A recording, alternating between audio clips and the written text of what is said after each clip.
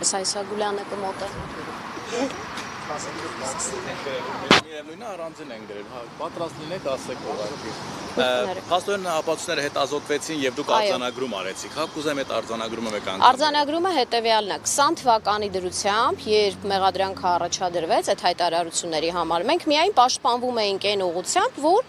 ասում էինք հաղորդում չի տրվել։ Հիմա, քանի որ դրանք բոլորը իրողություն են, մենք ասում ենք այդ քննիչները պետական դավաճաններ են, որ պատշաճ քննություն չեն կատարել։ Այսինքն, եթե իրենք գտնում էին, որ Իսա Գուլյանը, իհարկե չեմ խախտում նրանց անմեղության կանխավարկածը, բայց եթե իրենք գտնում էին, որ սա հաղորդում է հանցագործության մասին, իրանք ամենակիչը պետքա նախաքննություն անեին,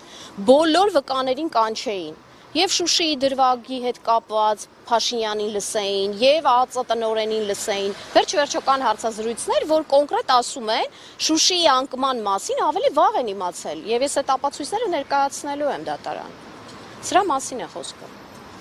Շնորհակալ եմ, Շնորհակալ եմ։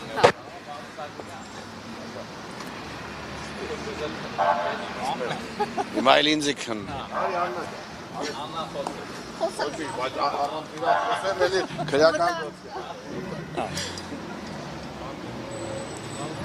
Դուք ասել եք հայտարարություններ, պաշտպանը մեզ էլ ասեց, դատանում էլ նշեց, որ ասել եք բաներ, որոնք իրականություն են դարձել։ Ցավոք սրտի։ Եվ դուք դատանում կարծես թե ասեցիք ինչ որ մեղքի բաժին եք զգում, որ եթե չասեի գուցեև, հա։ Գիտեք, մեղքային առումով, որ էլ չասեմ, որտեվ հիմա էլ եմ, չէ ինչ որ բաներ ասում, որոնց համար էլի քրեական գործեր կառուցեն, բայց հետագայում մեկը դրանք կատարվում են։ Այդ առումով եմ ինձ մեղավոր զգում։ Հիմա դրա համար վախում եմ այլևս ինչ-որ բաներ կանխատեսել, ասել ինչ ընթաց կարող է ունենալ, եթե այս ազգիս պատուհասը նորից մնա, Էթե դրանով է որ ես ինձ համարում եմ որ գիտեք Այսօրեն ձերը կանխատեսումներ չէին, հստակ ինֆորմացիաներ էին, որոնք դուք հանրայնացրել եք, ամբողջ խնդիրը դա է, շատերը իրանց համարում են, չգիտեմ ինչ փորձակ է, չգիտեմ, չէ, մարդը եթե նայում է դեպքերի ընթացքը, բնականաբար պետք է կարողանաս եթե դեպքերի ընթացքը այդ հունով շարունակվի, ինչ է տեղի ունենալու հետո։ Դա պետք է համեմատես նաև աշխարհում, մեր տարածաշրջանում աշխարհում ընթացող գործընթացերին ու պարզ է դառնում։ Եթե սա չեն կարողանում տեսնել, գիտեք, սա ողբերգություն է։ Եվ այնտեղ իմ փաստաբանը Աննան Ծառուկյան շատ ճիշտ նկատեց, որ տեղ կա, որ ես ասում եմ, գոնե այս հարցերը ուսումնասիրեք, հա, որտեղ հետագայում սենց խնդիր ենք ունենալու, Արցախի ես մնացած մասնել ենք կորցնելու։ Փոխանակ դրանով զբաղվեին։ Եթե դրանով զբաղվեին, հաստատ Արցախի մնացած մասը մենք չէինք կորցնի։ Եթե ընդդիմությունը անսար իմ հորդորին եւ իրոք գնար գործողությունների, որ մենք հասնեինք իշխանափոխության, մենք այսօրը չէինք ունենա, Արցախը չէինք կորցնի։ Էլ չեմ ասում Հայաստանից տարածքներ, տեսեք, ես դեթիվ եմ ասում, 2440 կիլոմետր Հայաստանի տարածքից պետք է տա։ Ինչի եմ ասում 2000, էտել եմ մեկ բացատրել, որ այն տարածքը, որ իբրև ինքը պետք է պահեր որպես մնացյալ Արցախ, հա, ինքը դրա փոխարեն 2400 Հայաստան, այսինքն Մեղրին պետք է տար։